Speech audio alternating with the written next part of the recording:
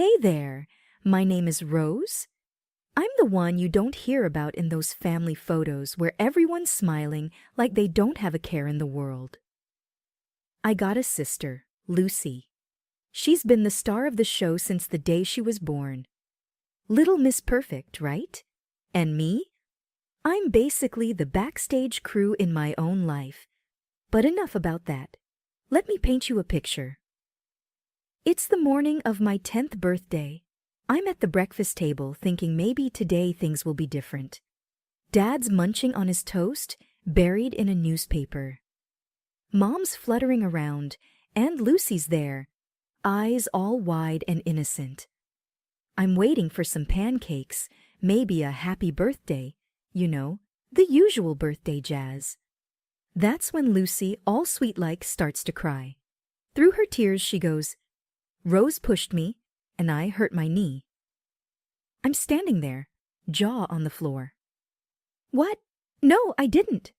But Dad just peers over his paper, frowning like I'd spilled his coffee. And Mom? Well, she's already knee-deep in Band-Aids for Lucy. "You've got to be kinder to your sister, Rose," Mom lectures. No room for buts. "But you heard your mom," Dad cuts in. And just like that, end of story. No pancakes. Lucy's whimpering turns into a sly grin the moment they're not looking. Birthday canceled on account of sibling drama. Courtesy of yours truly. Fast forward to Christmas that year. I wake up thinking, maybe this time I'll score some decent loot. We're around the tree and Lucy's tearing through her presents like a tornado. New phone and fancy threads. I find my name on a package, rip it open. Socks and some dollar store alarm clock.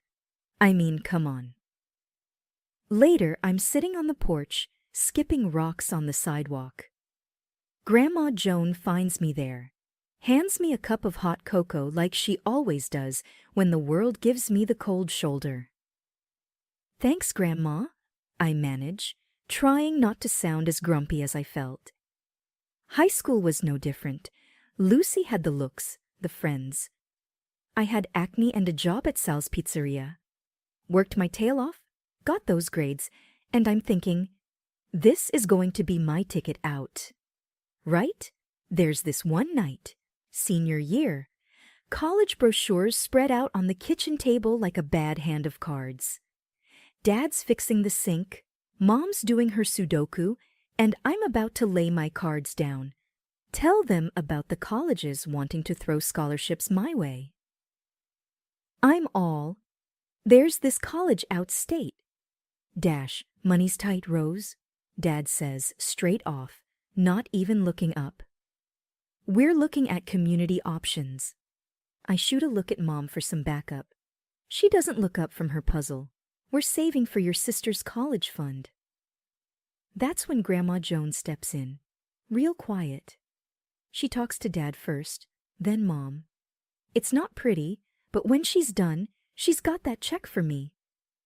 Pressed it into my hand like a secret handshake. "Make it count, kiddo," she says, eyes all fierce.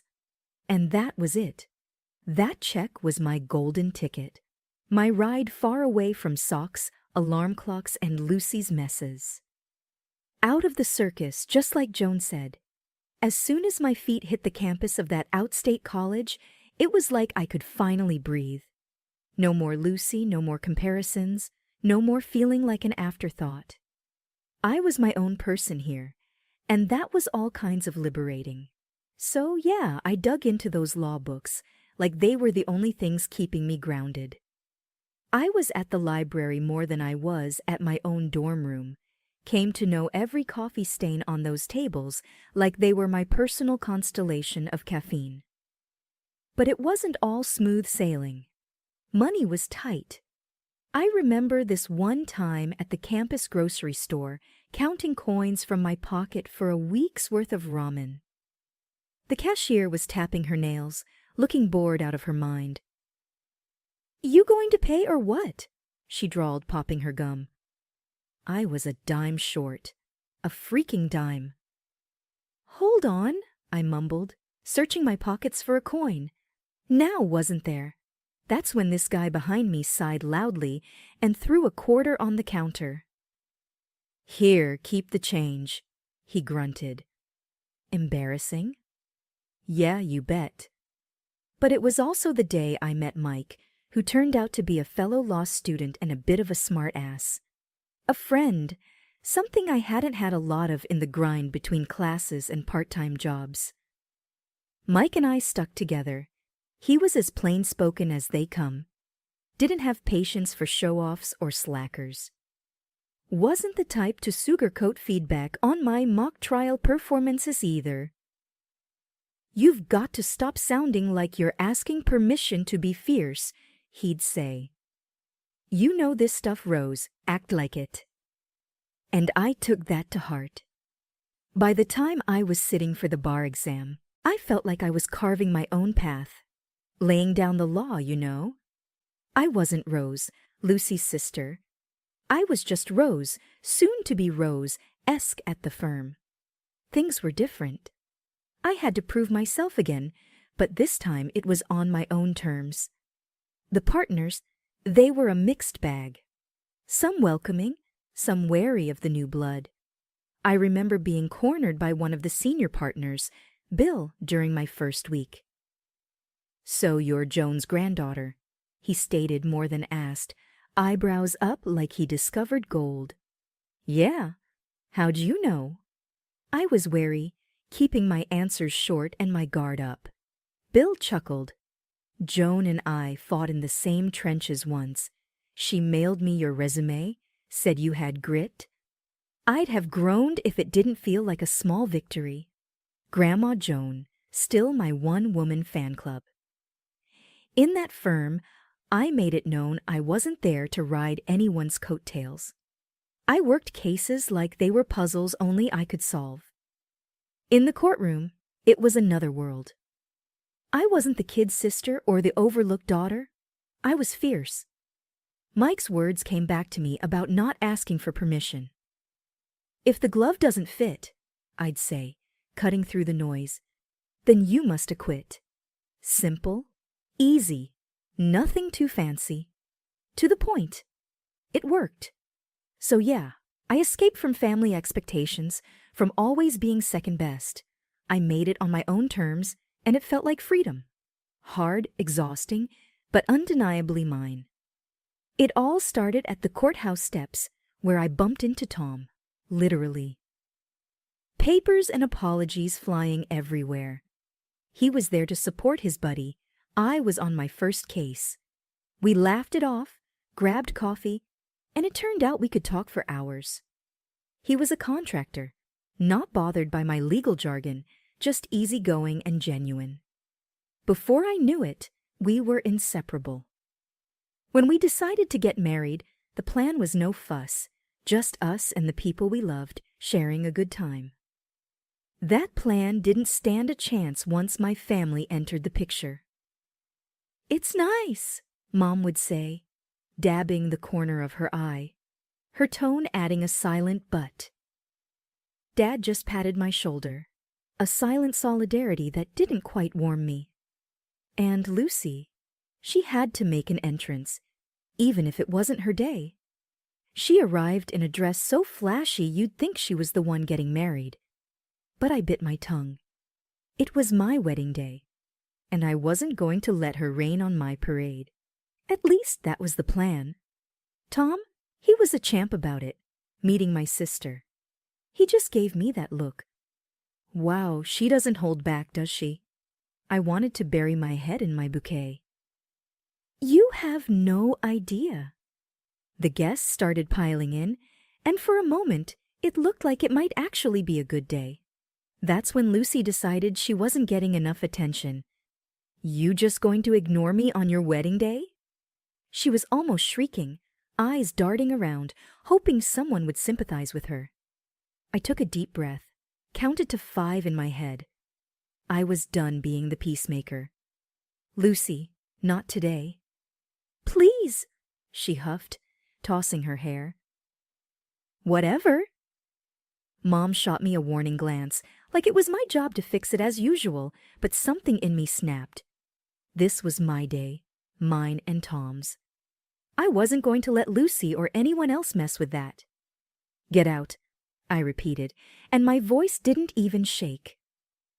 Lucy looked at me with wide eyes, kind of like she did when we were kids, and I'd finally stand up to her nonsense.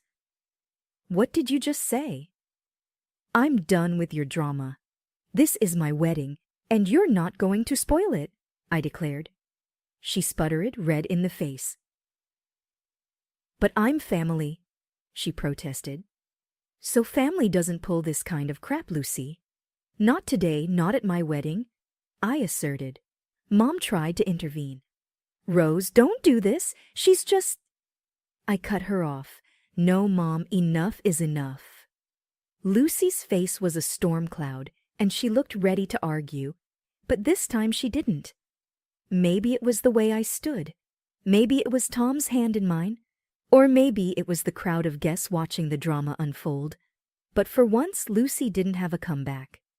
She just turned and strutted out, heels clicking against the pavement like a judge banging a gavel. The rest of the day went by in a blur. I said I do, we kissed, and I've never felt so much like I was exactly where I was supposed to be. Not Lucy's shadow, not my parents' second choice, but Rose. Just Rose. And that was more than enough. Okay, so get this. A month in, post-wedding drama, and Lucy pulls a Houdini. Total ghost town where she used to be, right? She scoots out of town, leaving behind nothing but a crummy note. And guess who's the villain in her soap story? Yep, yours truly. Turns out her exit strategy includes playing the blame game, and I'm it. Her note, classic Lucy painting her runaway act with a bunch of bull about how I've done her wrong, like she's the fragile flower and I'm the big bad wolf. At the next family dinner, the air's so thick with tension you could cut it with a knife. Mom's at the head of the table, flinging accusatory glances my way like she's dealing cards at a high-stakes poker game. Rose? How could you let it come to this? She starts, and I can feel the showdown brewing. Do you know, Mom? Maybe 'cause I ain't the warden in Lucy's personal prison. I shoot back. I'm not in the mood for a guilt trip, that's for sure, Dad chimes in, his voice laced with that don't rock the boat tone. Your sister thinks you never gave her a break. That's serious, he adds. Are you kidding me? I can feel my temper flaring, words hot on my tongue. After everything, you're going to take her side based on what? A damn piece of paper? That's when Granny, sweet Granny, who always had my back, pipes up, her voice like thunder. Rose, your sister's out there alone, scared, and it's your doing. You too, Granny? I couldn't believe my ears. Since when do you buy this load of crap? Her eyes got all misty. Your ways pushed her to it, Rose. You're not innocent. That was a gut punch. I'd been looking out for her since diapers, and this is the thanks I get? The old lady was on a roll, though. No excuses, girl. You've got a heart. Use it. The whole clash was absurd. There we were, a family, tearing into each other over Lucy's concocted tale. Even Granny, who'd never once doubted me, was singing a different tune. And boy, did it sting. I stormed out of there, the room thick with unsaid things. Granny's betrayal cut deep, but what cut deeper was knowing I'd stood up for myself. I was done being anybody's villain, especially not in Lucy's crafty escape act. If they wanted to believe her over me, that was on them. Tom's been acting off, real off. All those late nights at the office, trips out of town every other week, big projects he can't talk about. Yeah, right. Man's as subtle as a brick through a window. And then, like fate's trying to tell me something, I catch a glimpse of something red peeking out from his jacket pocket while I'm on laundry duty. A receipt for some fancy women's shop. No way was that for me. I didn't confront him. What's the point when you know you'll get nothing but half-truths topped with lies? I decided I'd do it the smart way. Let someone else do the digging. Yeah. I called up a private eye, got him tasked on tailing Tom, seeing what really goes down when he's working overtime. Jimmy's the name of the PI. Seems like he's been in the game long enough to see everything twice. Just want the straight shot, I told him. No chasing ghosts. He gave me a nod that said, as clear as day, I got this. So I wait. Days feel like weeks when you're waiting for a bomb to drop. I keep things normal at home, or make a damn good show of it.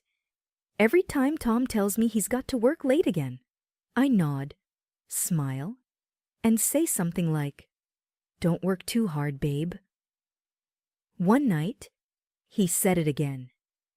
"Got to finish up some things at the office, you know how it is?" I shrugged, playing it cool on the outside, but inside, my mind's racing. "Sure, Tom. Don't forget to eat something. Wouldn't want you wasting away," I said, giving him a peck on the cheek as he headed out the door. I'm left feeling like I'm on some warped episode of a TV show where the wife's the last to know. I try focusing on a book, some cooking show. But who am I kidding?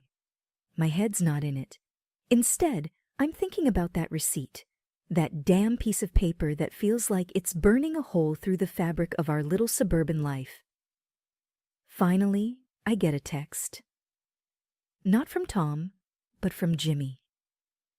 My stomach drops when I see his name flash up on my phone. I don't open it, not yet. Can't bring myself to. Whatever's in that message, it's going to turn my world upside down.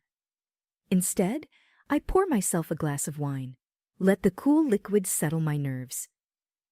They say ignorance is bliss, but I pass that exit miles back. I have to look. I pick up the phone, thumb hovering over the screen, and then I press. But Jimmy's text isn't the full picture. It's just to say he's on the case, got some leads, we'll know more soon. Soon, he writes. That's it then. No turning back now.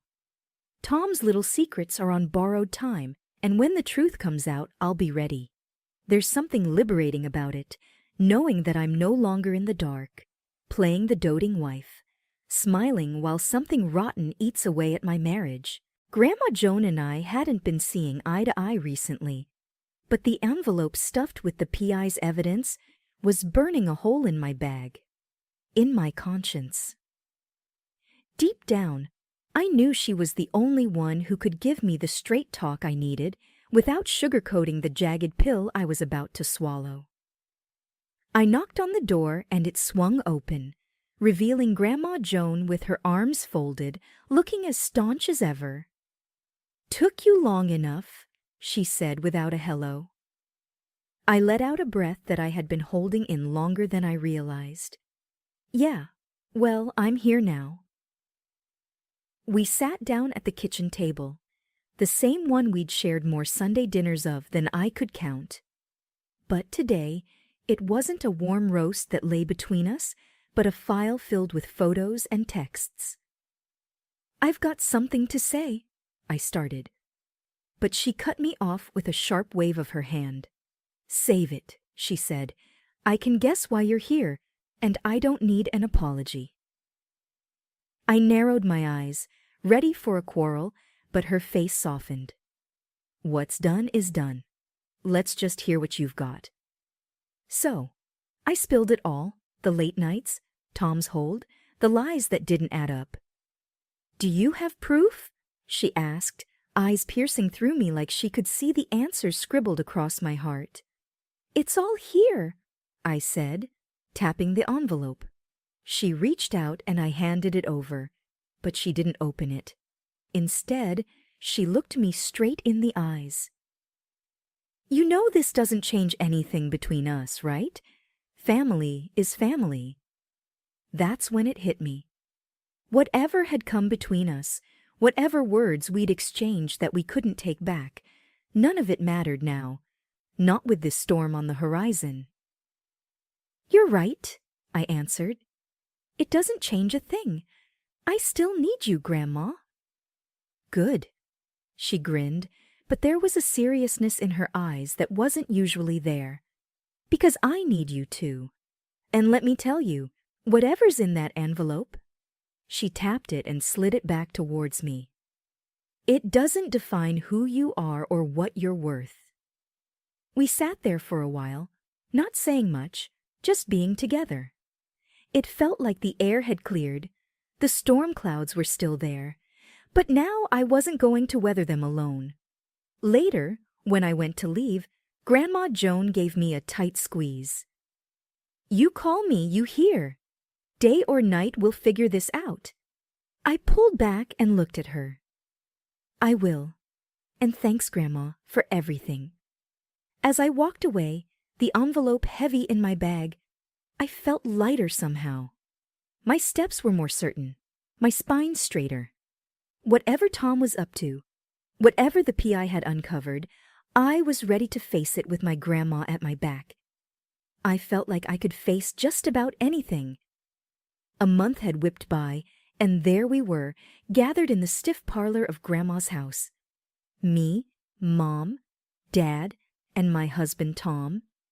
An odd quiet hung in the air as the lawyer got ready to dish out the details of the will. Just the scene you'd expect, except for the empty spot where Grandma used to be. And then, like out of some crappy soap opera, in walks my sister Lucy, all dolled up and smirking like she's just won the jackpot on a scratch card. Mom and Dad, tears in their eyes, fuss over her like she's just returned from war, not the two-bit runaway act she'd pulled. I stayed put, my hands clenched into fists under the table.